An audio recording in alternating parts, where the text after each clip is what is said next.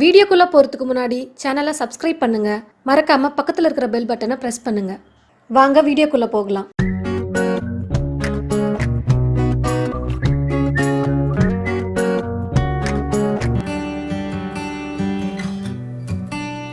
மொச்சக்கொட்டை பூசணிக்காய் பொரியல் செய்யலாம். அதுக்கு தேவையான பொருட்கள்: பூசணிக்காய் தோல் சீவி இந்த மாதிரி கட் பண்ணி வச்சுக்கோங்க.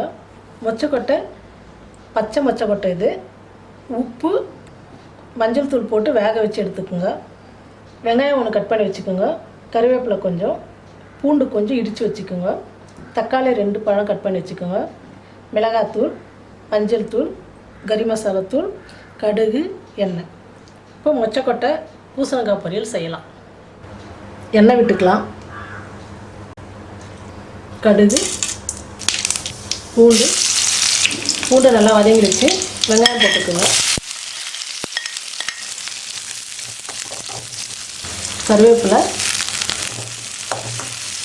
வெங்காயம் வதங்கிடுச்சு. தக்காளி போட்டுக்கோங்க.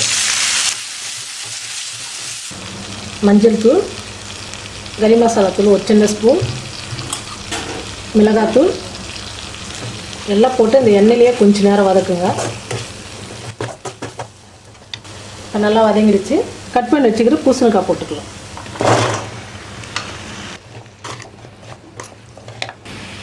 வேக வச்சுக்கிற மொச்சக்கொட்டை போட்டுக்கலாம்.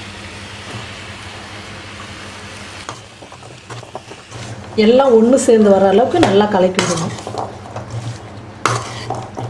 மொச்சக்கொட்டையில் வந்து நம்ம ஏற்கனவே உப்பு போட்டு வேக வச்சுருக்குறோம். அதனால் இப்போ இந்த பொரியலுக்கு தேவையான அளவுக்கு உப்பு போட்டுக்கலாம். மொச்சக்கொட்டை நம்ம ஏற்கனவே நல்லா வேக வச்சுட்டோம். பூசணிக்காய் வேகிறதுக்கு மட்டும் கொஞ்சம் லைட்டாக தண்ணி விட்டுக்குங்க.